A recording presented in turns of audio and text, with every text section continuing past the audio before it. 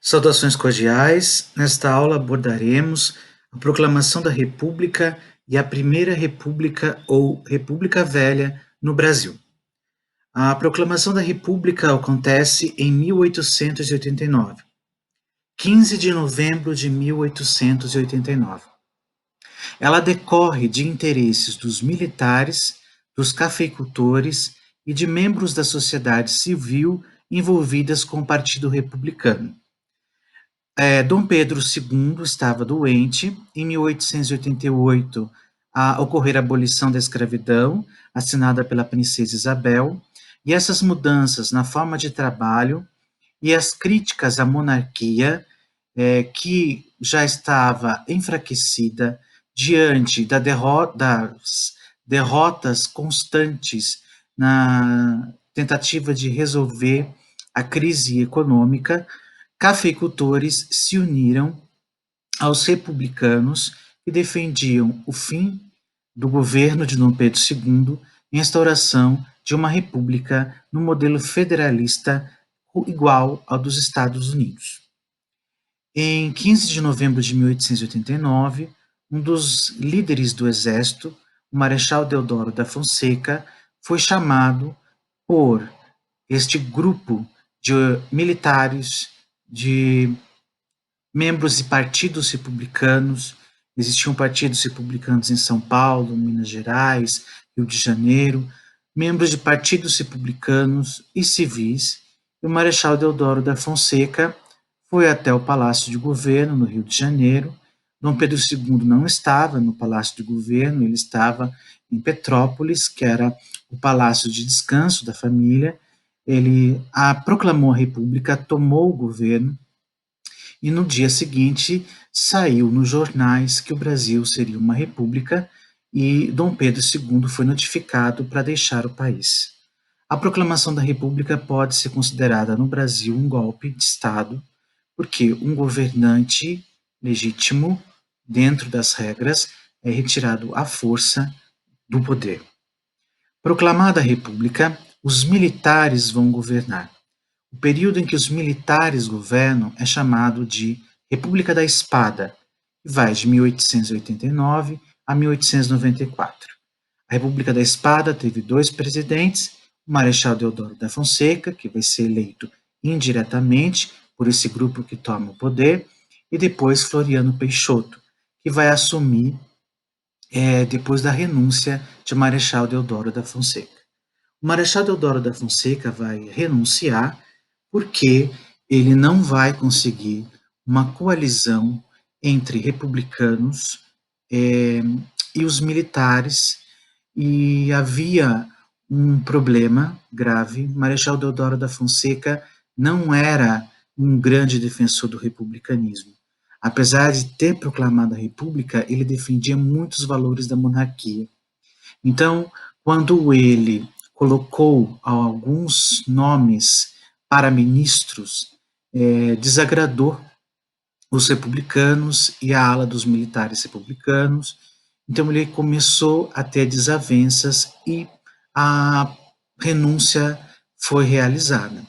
O Floriano Peixoto assume a presidência e no governo do Floriano Peixoto vai ser produzida a primeira Constituição da República Brasileira.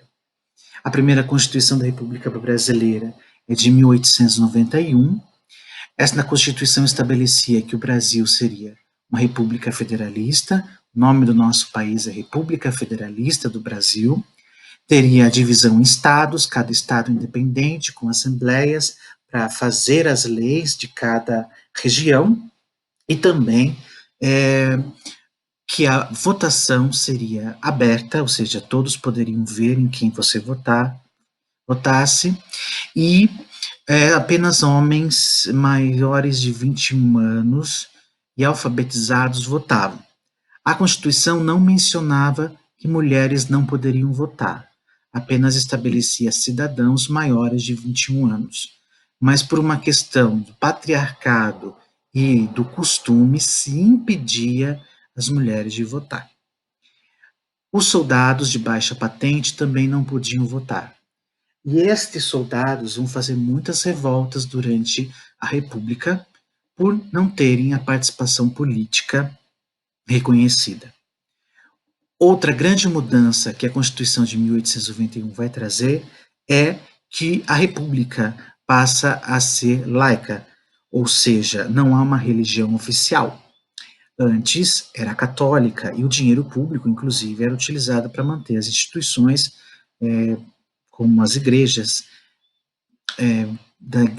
as igrejas, os locais que eram na época utilizados para guardar documentos de batismo e nascimento. Agora tudo é feito em cartório. As assembleias provinciais, essa divisão do poder em assembleias, dava mais poder para as elites locais. Na República Brasileira, as elites locais vão ter amplo poder, vão ampliar a injustiça e vão fazer das eleições momentos de fraudes para colocar no poder aqueles que eles desejassem. Floriano Peixoto deixa o governo e na Constituição de 1891 se estabelecia que, na aparência, né, ela teria que ser justa e equilibrada, mas na verdade ela excluía as minorias, principalmente a maioria que era analfabeta no Brasil naquele período, né? E também havia uma exclusão pelo voto censitário, devido à maioria estar em condições, mesmo na pobreza, dependentes de um senhor. Então, antes o voto era censitário, agora não é mais. Mas você é dependente de um senhor para conseguir o dinheiro mínimo para sua sobrevivência.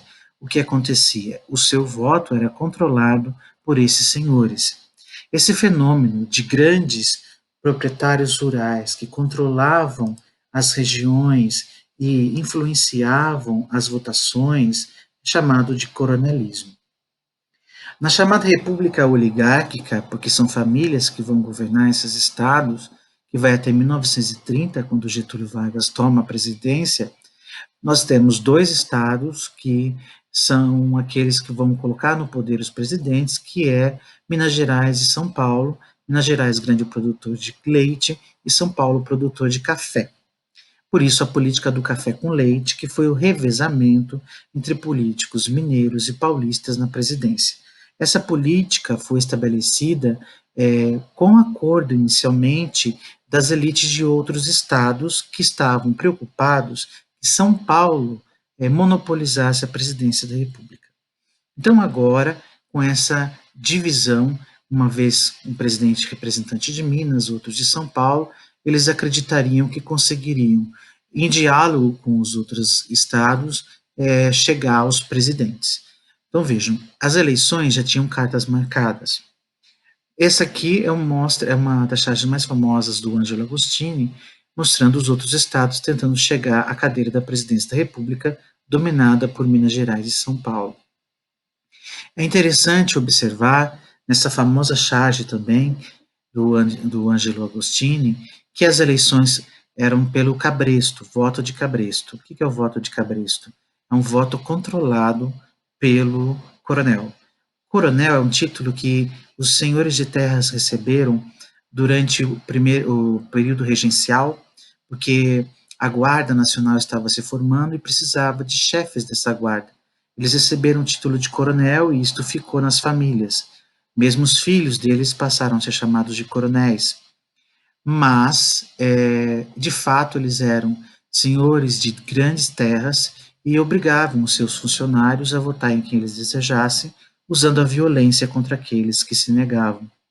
Inclusive, havia falta de escolas e esses coronéis faziam questão de ensinar os seus empregados a escrever o próprio nome para que eles conseguissem, no dia das votações, assinar a cédula e votar. As eleições, elas garantiam o predomínio daqueles que estavam ligados aos governadores, aos presidentes. Os presidentes mantinham alianças com essas famílias locais. Por exemplo, para a escolha de senadores e deputados, o presidente queria que fossem eleitos senadores e deputados que aprovassem leis favoráveis aos interesses do presidente. Logo, o presidente fazia um acordo com as elites locais para que somente aqueles senadores e deputados que fossem a favor do presidente fossem eleitos. E as elites locais fraudavam as eleições, faziam associações com prefeitos, com governadores, prefeitos, deputados, senadores, e nessas associações ficavam sempre os mesmos grupos na política. E isso a gente chama de política dos governadores. Os governadores faziam com que fossem eleitos aqueles que o presidente acreditava que seriam adequados para os seus interesses na política. Então, havia uma grande injustiça nas urnas, uma grande desigualdade. No campo, a maioria da população pobre não tinha liberdade, dependia dos coronéis, e ocorreram grandes revoluções, guerras rurais. A mais famosa foi a Guerra de Canudos, que aconteceu às margens do rio Vaza Barris, na 1895. Um religioso chamado Antônio Conselheiro começou a pregar que a república não pertencia ao reino de Deus, criticando a república, os impostos, e criou uma comunidade onde sertanejos pobres plantavam e dividiam o que colhiam, não passavam fome. Essa comunidade, que ficou o que era chamado de Arraial do Belo Monte, ficou conhecido também como Arraial de Canudos, por causa dos grandes bambuzais da região. O Arraial de Canudos fez com que muitos abandonassem os seus empregos nas fazendas dos coronéis e fossem viver nessas casas simples no arraial, onde a igreja, o catolicismo estava presente. A gente chama esses movimentos que tem um líder religioso à frente de movimentos messiânicos, porque esses líderes se dizem enviados por uma divindade para guiar o povo. Então, no caso do Antônio Conselheiro, ele é uma figura messiânica. Isso incomodou os coronéis, que pediram ajuda das tropas federais para acabar com o arraial, porque eles começaram a perder muitos trabalhadores e influência local. O arraial foi atacado várias vezes, o Exército Nacional perdeu para os sertanejos, que conseguiam comprar armas e utilizavam até mesmo os instrumentos de trabalho, como machados e foices, e conheciam bem a região. Eles venceram as 3 primeiras investidas, mas na quarta, utilizando canhões ingleses, o Exército Nacional matou a maioria da população de Canudos. Sobreviveram poucos homens, maioria dos sobreviventes mulheres e crianças. O arraial foi destruído. Na imprensa, a imagem do arraial era de um povo que não respeitava a república, não se mostrava a pobreza dessa população e o porquê eles queriam viver sem as regras da república.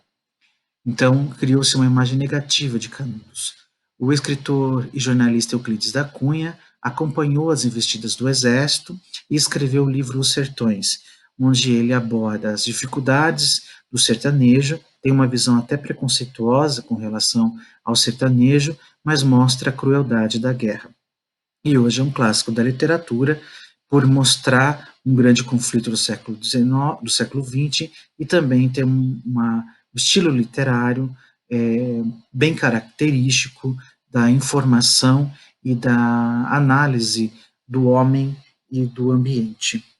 Essa foto mostra os últimos sobreviventes de Canudos. Antônio Conselheiro foi morto, também a foto do seu corpo circulou como representação da vitória do Exército Nacional. Outra grande movimentação pelas áreas do interior, também por causa de conflitos com coronéis e questões de terras, foi o cangaço. O cangaço é classificado pelo historiador Eric Hobsbawm como banditismo social. São bandidos que agem com extrema violência e que surgem num momento de grande crise econômica e de desigualdade. Esses bandidos armados eram inicialmente protetores dos grandes fazendeiros. Agora, eles atacam esses fazendeiros, atacam cidades, roubam as cidades e agem com violência, matando, estuprando mulheres, levando, decepando membros de moradores, cortando cabeças. A ideia de levar violência, de espalhar o medo, de levar os bens dessa cidade, marcou, marcou muito o cangaço. E esses cangaceiros começaram a criar uma forma própria de se vestir. Cada bando tinha o seu líder, e o mais famoso líder foi o Lampião, Virgulino Ferreira da Silva, que tinha Maria Bonita como sua companheira. Vocês veem aqui na imagem o Lampião no centro e Maria Bonita. A ideia de usar símbolos com muito brilho, roupas de couro, né, para proteção, e ao mesmo tempo uma ideia de soberania que esses homens iam conquistando por meio da violência. Existia uma polícia específica para perseguir os cangaceiros, que era chamada de volante. O cangaço ele vai continuar durante toda a primeira metade do século XX. O Virgulino Ferreira da Silva Lampião vai ser assassinado com seu bando uma arapuca armada pela volante no governo de Getúlio Vargas, mas até lá os cangaceiros imprimiram muito medo. Há uma imagem dicotômica dos cangaceiros. Uma imagem que os coloca como heróis, que enfrentam os coronéis, que exploram a população, e a imagem do violento, do indivíduo mau. A literatura de cordel, que é marcada por aqueles folhetos com textos rimados e desenhos, imagens feitas por xilogravura, que é a técnica de colocar a tinta sobre uma madeira onde foi escavada uma imagem. Essas produções de cordel sempre abordam o cangaço, e até hoje os cangaceiros povoam um imaginário popular na região do Nordeste. Outro elemento em âmbito rural que marcou a Primeira República foi a Guerra do Contestado, a região do Contestado entre Paraná e Santa Catarina, uma região que estava em litígio. Paraná e Santa Catarina disputavam essa região. Nessa região foi construída uma ferrovia. Depois do término dos trabalhos, muitos ficaram sem emprego, construíram casas nas áreas. Os fazendeiros locais se apropriaram das terras, expulsaram essas pessoas pobres de onde elas viviam, e essas comunidades começaram a perambular de um lugar ao outro nessa região do Contestado, fazendo comunidades onde tentavam viver e plantar. Os fazendeiros queriam expulsá-los de todo lugar, e ocorreram várias revoltas e guerras entre fazendeiros, tropas do governo e caboclos, pessoas pobres, moradores da região, que, depois de serem expulsos de uma área, iam para outra, enfrentavam membros de madeireiras armados que os expulsavam da região, porque a madeireira usa aquela terra, eles iam para outra, até que o governo federal mandou pela primeira vez aviões sobrevoarem o local, e a revolta foi sufocada, depois de muitas lideranças.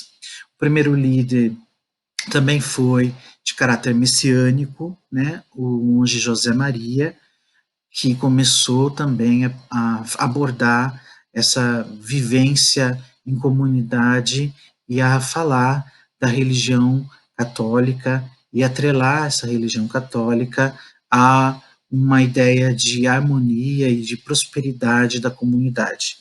Aqui vocês têm uma fotografia dos sertanejos pobres, né, que foram rendidos às forças oficiais, e muitos deles tinham essa dura realidade de guerrear para ficar num lugar, ser derrotado, ir para outro lugar e guerrear.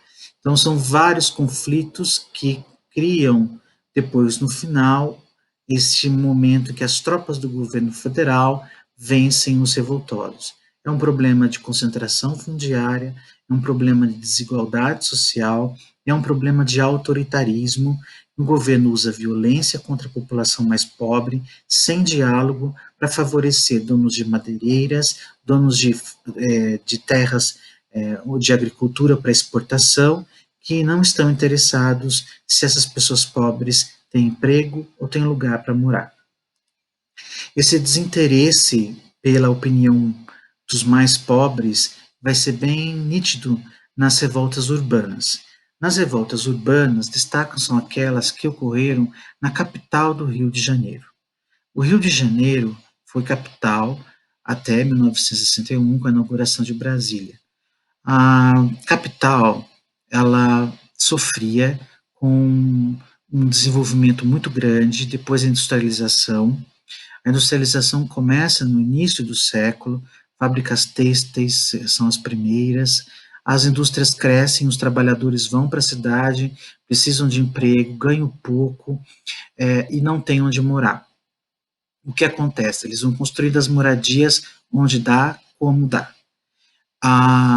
O crescimento da população sem investimento em saneamento, sem investimento em água limpa, em lugar, em esgoto, o que acontece? Muita sujeira, muitos mosquitos, ratos e muita doença. Epidemias de varíola, febre amarela, marcaram a história do Rio de Janeiro no século XX.